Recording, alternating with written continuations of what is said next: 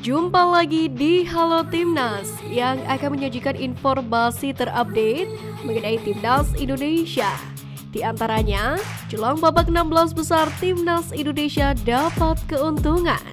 Sintayong akan dapat suntikan striker Eropa, potensi besar mutiara hitam.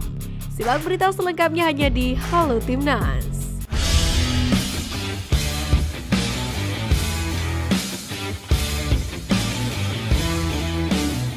Pelatih Timnas U24 Indonesia Indra Syafri buka suara soal Garuda Muda yang menerima banyak hujatan selama tampil di Asian Games 2022 kemarin. Ia sebagai pelatih mengaku tak ingin menyalahkan situasi ini. Menurutnya, tim pelatih dan para pemain sudah berusaha keras untuk bisa memberikan yang terbaik. Lebih dari itu, Indra Syafri tak ingin anak asuhnya terbelenggu dengan hasil kurang memuaskan di fase grup. Untuk itu, dia pun memberikan janji bahwa tim Merah Putih bakal memberikan penampilan terbaiknya di babak 16 besar Asian Games. Timnas Indonesia memang berhasil melenggang ke babak 16 besar, namun penampilan Garuda Muda dinilai kurang apik sebab hanya memetik satu kemenangan dari 3 laga yang telah dijalani. Menurut analisis ex-pemain Persebaya Mursyid Effendi, 2 kekalahan yang diterima Timnas Indonesia U24 di fase grup Asian Games ini salah satunya adalah karena faktor kelelahan, yakni karena jadwal internasional dan Liga 1 yang padat membuat performa mereka terus menurun hingga akhir babak penyisihan. Jadi dengan kondisi di atas, menurut Mursyid, wajar bila kinerja individu dan tim mengalami penurunan. Faktor inilah yang sebelumnya juga telah disoroti oleh Erick Thohir, yakni kekhawatiran terkait kejenuhan pemain, kelelahan pemain yang berujung gampang terkena cedera. Jelang duel 16 besar Asian Games 2023, Timnas Indonesia U24 punya satu keuntungan, baik itu menghadapi Uzbekistan ataupun Hong Kong. Keuntungan Timnas Indonesia U24 tersebut adalah waktu istirahat yang 1 hari lebih banyak. Dengan penyelesaian pertandingan di hari Minggu 24 September, maka Garuda Muda memiliki waktu 3 hari untuk beristirahat. Sebaliknya Uzbekistan dan Hong Kong menjalani pertandingan terakhir pada Senin 25 September. Dengan demikian, kedua tim hanya punya waktu istirahat dan bersiap selama 2 hari jelang 16 besar. Di tengah laga Asian Games dengan jadwal yang padat, perbedaan waktu istirahat 1 hari saja sudah memberikan dampak yang berbeda bagi sebuah tim. Terlebih bagi Timnas Indonesia U24 yang terbilang minim persiapan dan waktu berkumpul bersama jelang Asian Games ini. Dengan jeda 3 hari, maka Garuda Muda bisa menyusun strategi yang lebih baik untuk laga 16 besar. Timnas Indonesia U24 dipastikan lolos ke babak 16 besar Asian Games melalui jalur ranking 3 terbaik.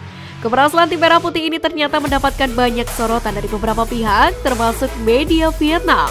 Mereka menyoroti bagaimana Garuda Muda yang cukup beruntung bisa melaju ke babak 16 besar. Yang mana menurut media Vietnam tersebut, pada ajang multi-event 4 tahunan ini, Timnas Indonesia U24 dinilai tampil kurang bagus dengan hanya meraih 1 kali kemenangan. Dalam artikel tersebut, tim Merah Putih bahkan disebut sebagai tim yang tampil mengecewakan. Soal menilai, pasukan Indra Syafri tak bisa menampilkan permainan terbaiknya, bahkan disebut tampil buruk saat melawan Korea Utara.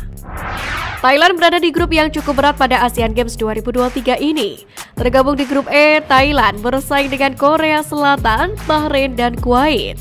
Namun skuad Gajah Perang punya peruntungan yang bagus di Asian Games edisi kali ini. Sebab tanpa kemenangan pada fase grup, tim racikan pelatih Isara Sritaru itu mampu lolos ke babak 16 besar.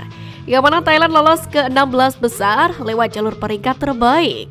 Thailand sendiri berada di peringkat ketiga dengan 1 poin dari Kuwait yang dibantai Korea Utara dengan skor 0-9. Sementara pada pertandingan sebelumnya Thailand imbang 1-1 atas Kuwait dan dibekuk Taeguk Warriors 4-0. Timnas U24 Vietnam dipaksa angkat koper dari Cina setelah dihajar Arab Saudi dalam laga terakhir babak penyisihan grup Asian Games 2022. Hal itu lantaran Vietnam gagal masuk ke 4 besar klasemen peringkat 3 terbaik. 3 poin yang diraih Vietnam dari kemenangan atas Mongolia tidak dihitung dalam klasemen runner-up terbaik ini. Kegagalan Vietnam itu tak lepas dari keberhasilan Myanmar di pertandingan terakhir grup A, di mana Myanmar sukses mengamankan tiket ke 16 besar usai menahan imbang India dengan skor 1-1. Myanmar yang semula berada di posisi kelima beranjak ke peringkat keempat klasemen peringkat ketiga terbaik untuk menggeser dengan meraup 1 poin. Baru-baru ini penyerang NEC Nijmegen U21 Mauro Zylstra buka suara jika ia mendapatkan undangan dari PSSI untuk dinaturalisasi menjadi warga negara Indonesia demi membela skuad Garuda. Pemain keturunan Indonesia itu pun lebih dulu bakal mendiskusikan hal tersebut dengan ayahnya. Mauro sendiri untuk saat ini masih ingin melebarkan sayapnya bermain di klub profesional senior. Jika sudah berkarir di klub profesional senior, maka dirinya menyatakan siap untuk memperkuat timnas Indonesia di masa depan. Itu artinya striker berdarah Belanda itu bakal menjadi calon pesaing Ramadan Sananta. Diketahui pertandingan leg pertama playoff kualifikasi Piala Dunia 2026 akan berlangsung pada 12 Oktober. PSSI memilih menggelar laga tersebut di Palembang di Stadion Jakabaring. Mengenai hal ini, Sekretaris Jenderal atau Sekjen PSSI Yunus Nusi menjelaskan bahwa pemilihan venue di luar Jawa tidak ada alasan khusus selain agar menjaga Nusantara dan bisa dinikmati di belahan negeri Indonesia. Dalam hal ini, Ketum PSSI pun juga berharap nantinya bisa di Kalimantan, Sulawesi hingga Papua. Kompetisi yang sehat menjadi modal untuk menciptakan pesepak bola muda berkualitas. Pembuktian kualitas pemain muda di BRI Liga 1 sudah terlihat saat membela timnas Indonesia U22, di mana tim Garuda Muda berhasil meraih medali emas SEA Games 2023 kemarin.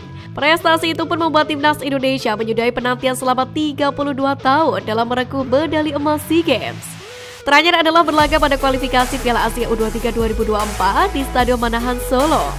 Satu di antara pemain yang bersinar di SEA Games kali ini dan dipercaya membela timnas Indonesia U23 pada kualifikasi Piala Asia U23 adalah Ramadan Sananta. Pemain berusia 20 tahun itu mampu menunjukkan kualitasnya sebagai pemain depan yang tajam.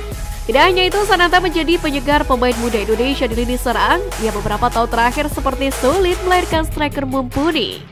Ramadan Sananta sendiri merupakan striker andalan Persis Solo. Ia bersaing secara ketat dan sehat dengan striker-striker asing yang memeriahkan BRI Liga 1 musim ini.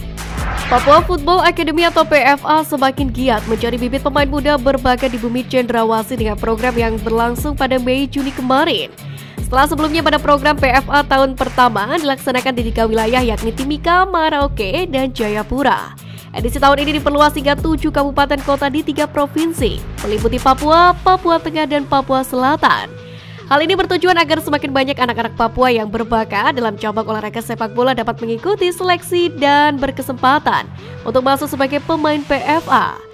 Sementara dalam keterangan tertulis, Ketum PSSI Erick Thohir menyatakan anak-anak Papua di bawah asuhan Football Academy berlatih sangat keras untuk menjadi yang terbaik. Tentu dengan adanya generasi muda ini, masa depan sepak bola akan terjaga pasti. Potensi-potensi anak muda Mutiara Hitam patut diacungi jempol. Pasalnya sepak bola yang berasal dari Papua biasanya selalu menciptakan pemain sepak bola yang sangat hebat.